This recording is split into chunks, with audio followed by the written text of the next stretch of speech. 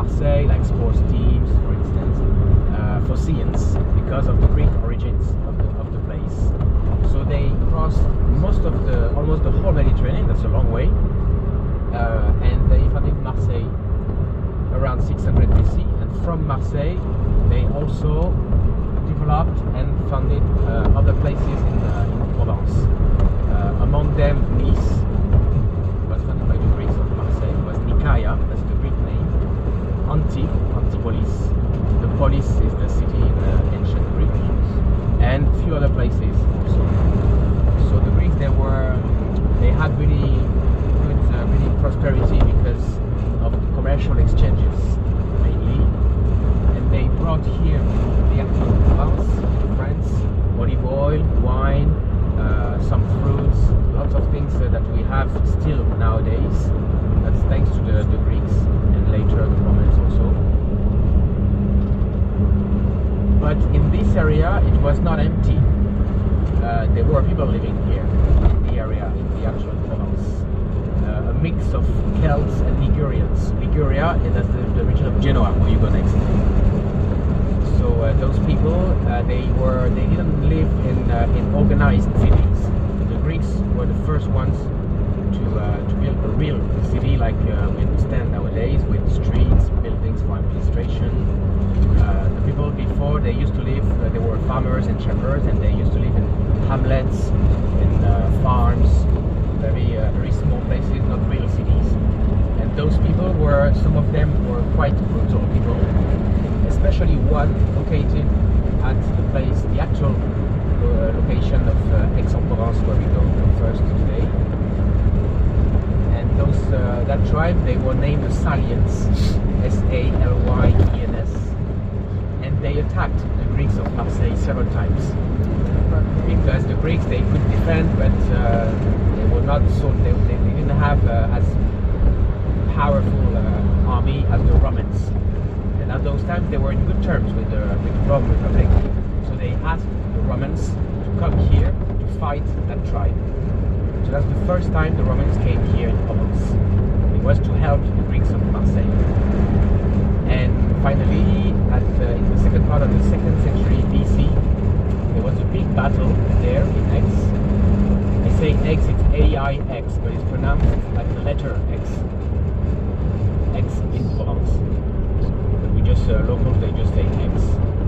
And so after that big battle, that tribe was defeated, and the Romans founded the actual city of Aix. So Aix has not Greek but Roman origins. The original name was Aqua Sextiae, aqua for water, because water was the spa town, and water was very important for the Romans, for their bath, fountains, aqueducts, for cooking. And Sextiae comes from the Roman general who defeated that tribe. He was named Calvinus Sextius. So it was to honor him, the name of the place was named after him. So Aqua Sextiae. Then with evolution of languages, it was changed to shorter Aquis, and then Provençal dialect Aix, and finally in French Aix.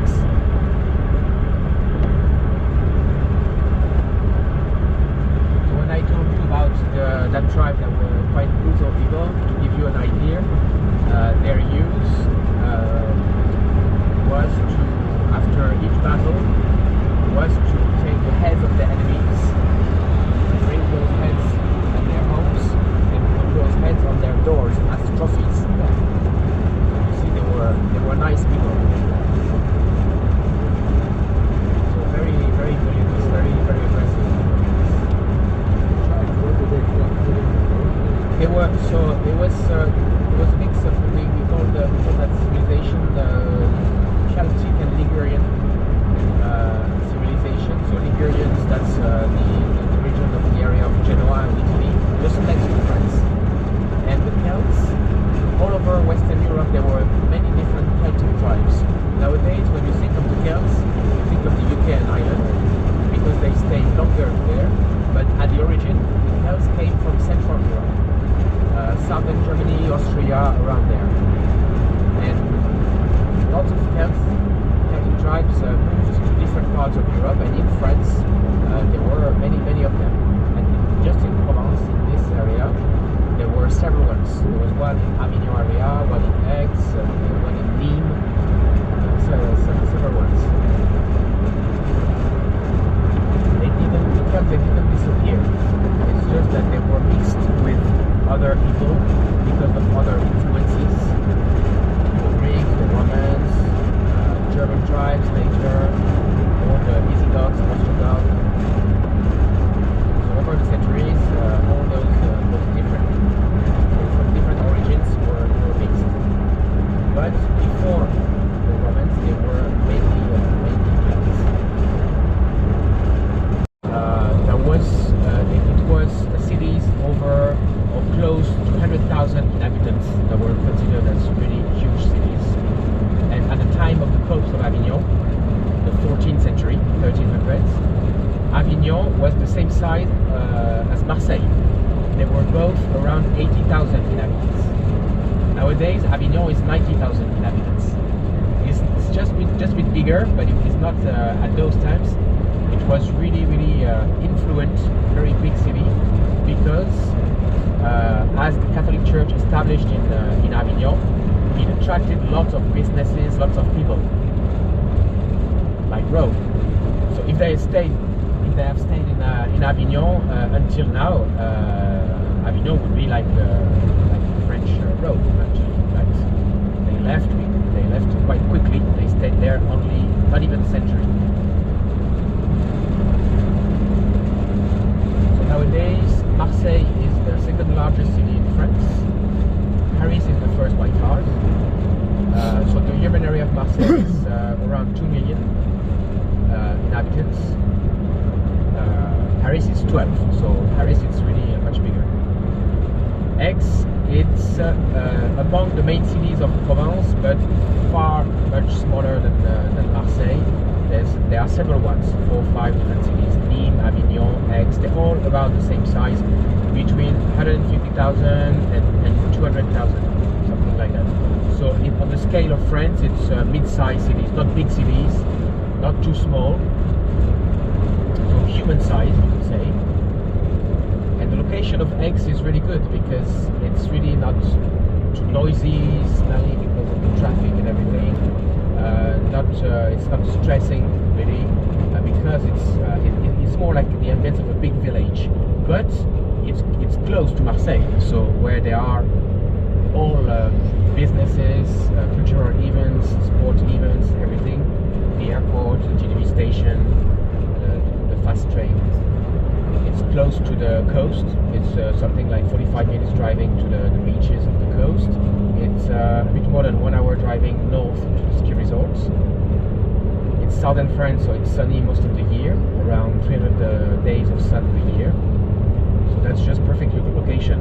And for all those reasons, because it's really a good place to live, it's the highest real estate in the area. No surprise. You know, it's like when you were looking at prices of houses or apartments, and in the same neighborhood, you see one that is with a sea view, and another one that is not. The price is double if you have the sea view, just because of the view. So the location, of course, makes the price higher or lower. In southeast, Nice is also very expensive. The location is maybe even better than Aix because there it's on the coast, on the beaches. There's very rich heritage, lots of monuments and cultural events and museums, lots of things. It's a beautiful city, international airport. You drive 1 hour north, you're in the Alps and ski resorts. Close to, on the way to Italy. It's just a perfect location.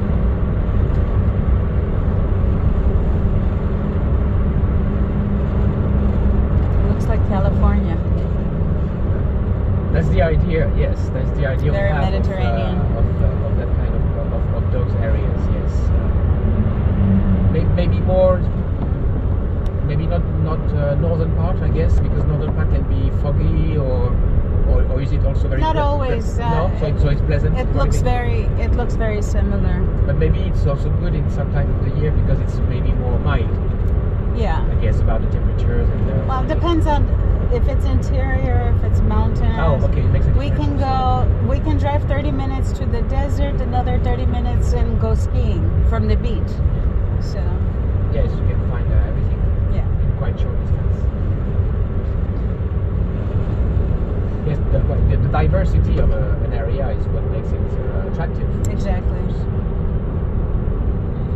So in France, further north, it's not as hilly, lots of ups and downs as the south. And here in the southeast, like I said earlier, because of the Mediterranean climate, because also you can find valleys and plains, but also mountains. So there's really a whole diversity of vegetation, animals, climate. So of course it makes it also quite attractive. And because it's the scale of France, and Provence is just one of the 13 regions of France, so it's really not big. Avignon is considered as northwest, north of Provence. Marseille is south. This morning when I came from Avignon, it took 1 hour. So that's very quick. You can just go for the day.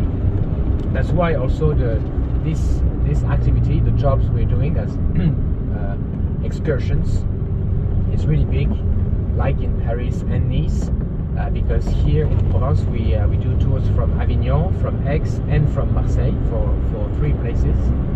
And from each place you drive between half an hour and 1 hour maximum, and you can reach very different areas, with whether it's wine country, hilltop villages, Roman heritage, beaches, higher mountains, lavender fields, very, very different things.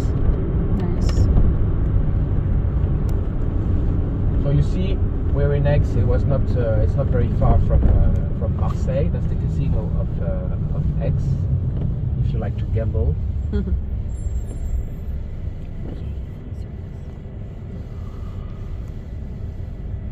So I think it's here. It is a bit less windy than at the port, but in the historic center it should be even better. Still chilly, which is not so usual in this time of the year. Usually it's more in March we have this weather, but that's because it's very cold air from Scandinavia, from Northern Europe, that comes south. So it happens. It's not unusual. It's not exceptional, but it's not so usual. Usually by the end of April it begins.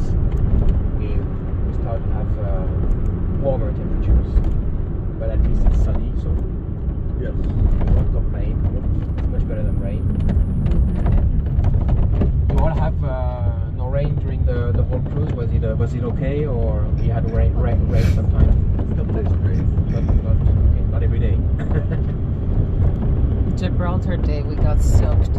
Yeah. Oh, yes, so already. bad and cold. And cold. Yeah. Okay. Oh, because it's the extreme south of Spain, so. Mallorca was rainy as well. Yeah. You guys did miss Gibraltar. It just like sprinkled on us, I feel like. Well, we went into Spain, and when we got back, it was pouring, and we still had to go through customs, so we got stuck in the rain. Oh no. Yeah. When we're in the parking, I will lock the van so it's safe. If there are things you don't need, you can let them here in the van. Later, after I walk, I will take the van to you, because I have to do a few things, like go to gas station, for instance. So I will leave the car park. So, but it's always everywhere where we stop, we lock the van so it's safe. So far you've seen the suburbs. You're going to see underground parking. That's not the best side of Aix, but don't worry. when we're out of the parking, you'll see the historic center is very pretty. There's a special ambience in Aix that's really relaxed. Like I said, it's like a big village. That's the ambience of a big village. A bit fancy also, because of its history, because of those many buildings that used to be properties of wealthy families, private mansions. I'll tell you about all that.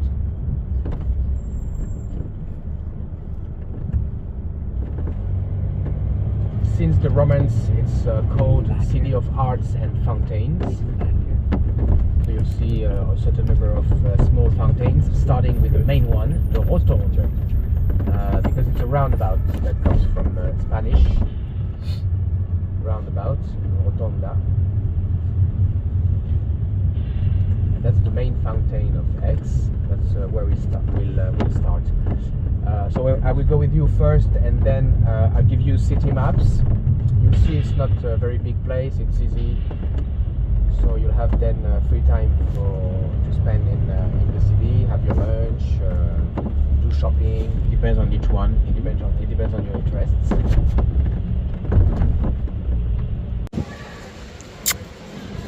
Hi. Oh, you are so cute. They're freezing.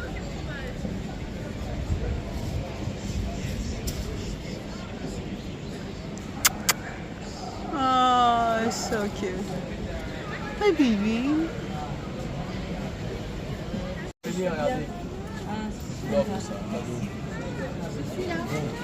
Ça peut que vous servir. Everything is big and University of Politics. What was it? Residence of a rich family. So politics, that means maybe one of our future presidents. Ah, I don't know.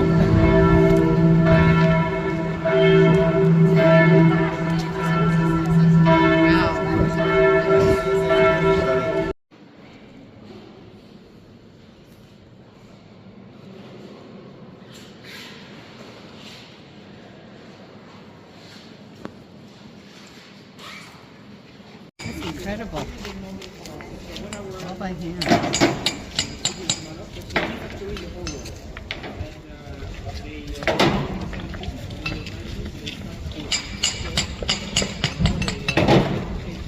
That's amazing.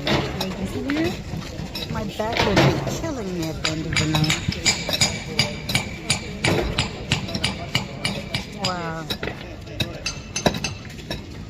I didn't know it took so much work to do the cobblestones. Look at how they just place them.